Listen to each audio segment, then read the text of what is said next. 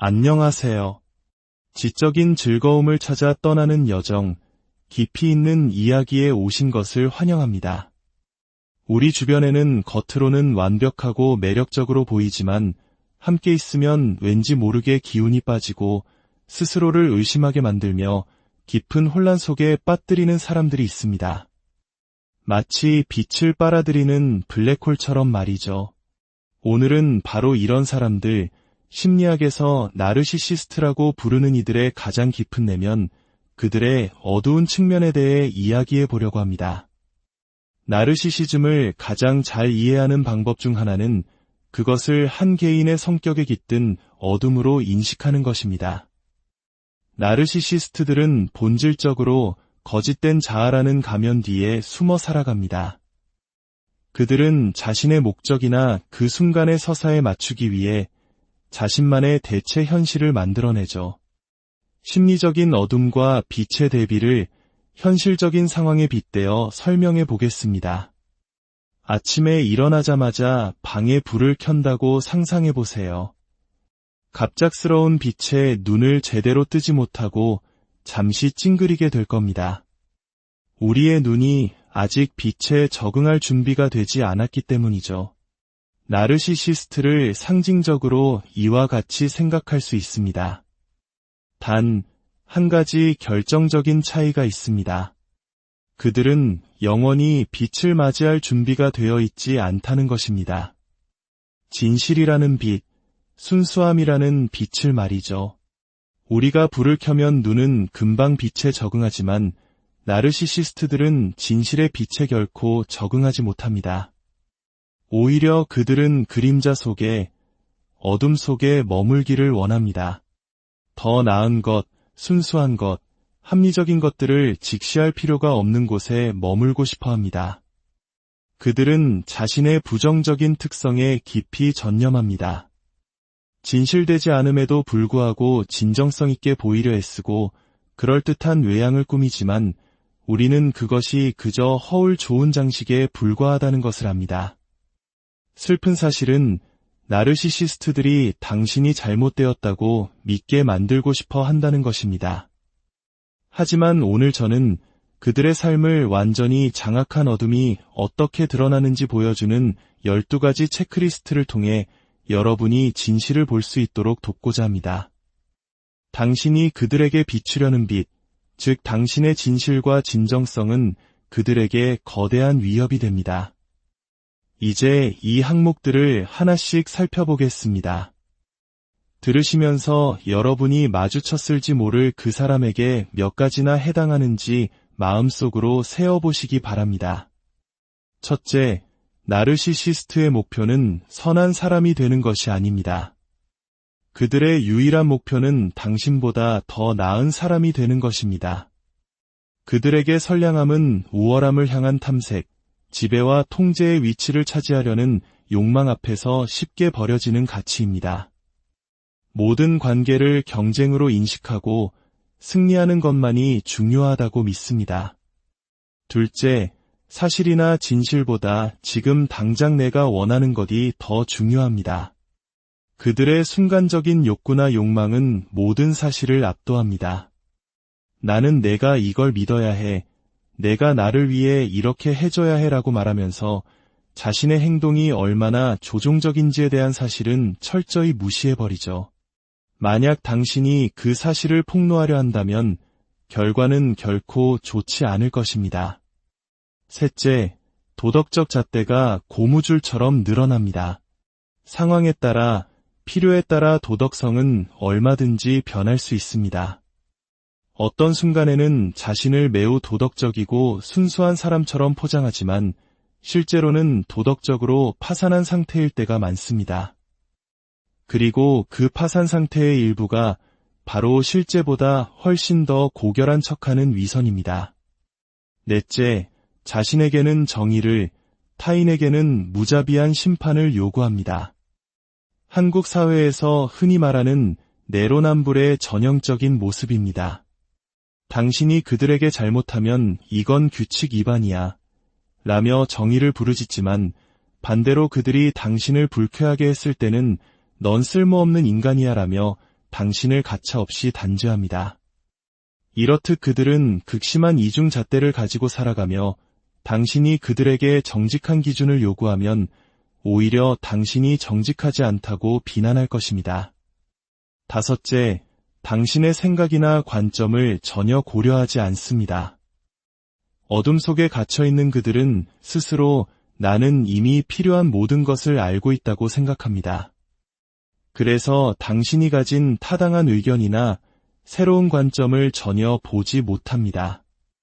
제가 다시 보지 못한다는 비유를 사용한 것을 눈치채셨나요? 그들은 어둠 속에 있기에 당신이 제가 빛을 좀 비춰드릴게요 라고 말해도 내 빛은 필요 없어 라고 답할 것입니다. 여섯째, 자신의 통제욕을 도움이나 조언이라는 이름으로 포장합니다. 당신이 그들의 통제적인 행동을 지적하면 그들은 난 그냥 도와주려고 한 것뿐이야. 혹은 이 집안에선 누군가는 결단력을 보여야 했어 와 같은 말로 자신들의 행동을 미화합니다. 그들의 강압적이고 가혹하며 비열한 태도는 다 너 잘되라고 하는 소리라는 기만적인 포장지에 쌓여 있습니다.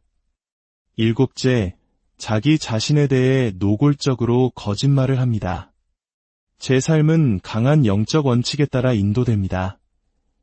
또는 아마 제가 당신이 아는 사람 중 가장 좋은 사람일 겁니다. 와 같은 말을 서슴지 않죠. 겉으로 보이는 모습과 내면의 실제 모습이 전혀 일치하지 않습니다. 그들은 자신이 어떤 사람인지 남들이 어떻게 생각해야 하는지를 직접 규정해 주려는 것입니다. 여덟째, 당신이라는 존재 자체를 영구적으로 존중하지 않습니다. 이 말을 마음에 깊이 새기시기 바랍니다. 그들의 마음속에는 오직 나는 중요하고 너는 중요하지 않다는 생각뿐입니다. 당신이 자신의 서사에 부합하지 않기 때문에 당신은 중요하지 않은 존재가 되며 매 순간 무시당하게 될 것입니다. 아홉째, 자신의 약점이나 실수는 필사적으로 숨깁니다. 자신을 좋게 보이게 하는 일이라면 그것이 사실이든 아니든 가리지 않고 행합니다. 그들은 항상 방어적인 자세를 취하며 감정적으로나 때로는 물리적으로도 회피적인 태도를 보일 수 있습니다. 열째, 자신이 저지른 실수는 명백히 다른 사람의 탓으로 돌립니다. 스스로에게 거짓말을 하는 과정에서 나는 절대 틀릴 리가 없어라는 믿음을 갖게 됩니다. 그래서 잘못된 일이 발생하면 그것이 결코 자신의 내부에서 비롯되었을 리 없다고 생각하고 이건 내 탓이야 라고 말합니다. 자신의 잘못에 대한 책임은 절대로 지지 않습니다. 11번째, 눈앞에 명백한 사실을 대놓고 무시합니다. 예를 들어 당신이 어제 당신이 분명히 이렇게 말했는데 지금 상황은 다르잖아요 라고 지적하면 그들은 아니, 그런 적 없어 라고 딱 잘라 말할 것입니다. 이것이 바로 가스라이팅의 핵심 기술입니다. 12번째, 과거를 자신의 입맛에 맞게 재창조합니다. 바로 역사 왜곡입니다. 자신의 과거에 보기 흉한 부분이 있다면 실제로는 하지도 않은 선행을 했다고 주장합니다. 반대로 당신이 했던 사소한 실수는 끔찍한 잘못이었던 것처럼 부풀려서 기억하죠. 그들은 자신의 거짓된 서사를 강화하는 방식으로만 모든 것을 기억합니다. 당신이 그들의 계몽된 방식에 동조하기를 거부할 때 상황은 매우 추악하고 빠르게 악화될 것입니다.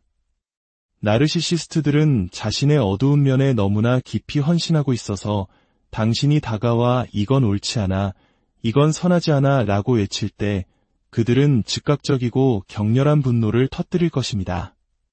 기본적으로 당신이 그들의 어둠 속으로 함께 들어가기를 거부하면 당신은 처벌받게 될 것입니다.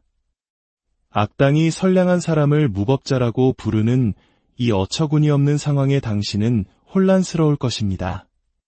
그들은 당신의 삶을 비참하게 만들고 당신의 관계 방식, 당신의 우선순위, 당신의 인식이 모두 잘못되었다고 끊임없이 주입할 것입니다.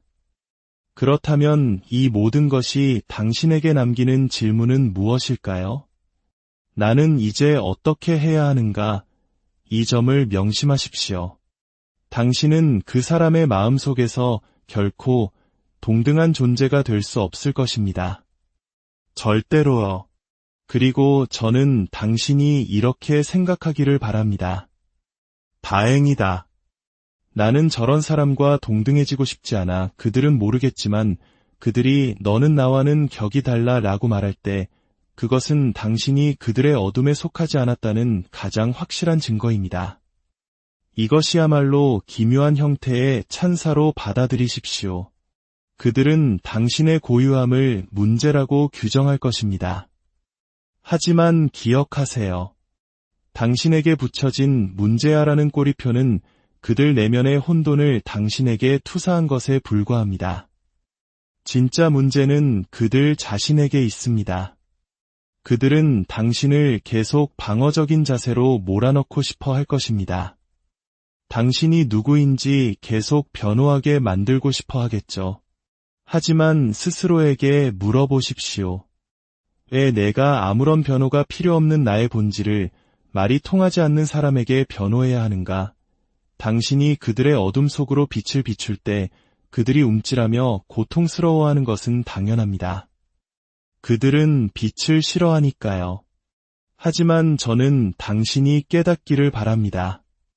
그들이 자신의 어둠에 너무나 잠식되어 있기 때문에 당신의 품위와 선량함은 영원히 그들에게 저주와 같을 것이라는 사실을요. 그들이 당신을 혼란 상태에 빠뜨리려는 가스라이팅을 하고 있다는 것을 인지하십시오.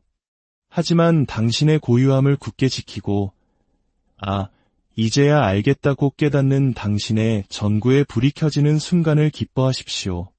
만약 오늘의 이야기가 당신의 경험에 작은 빛을 비춰주었다면 좋아요를 누르는 것은 이 채널에 보내는 따뜻한 격려가 됩니다.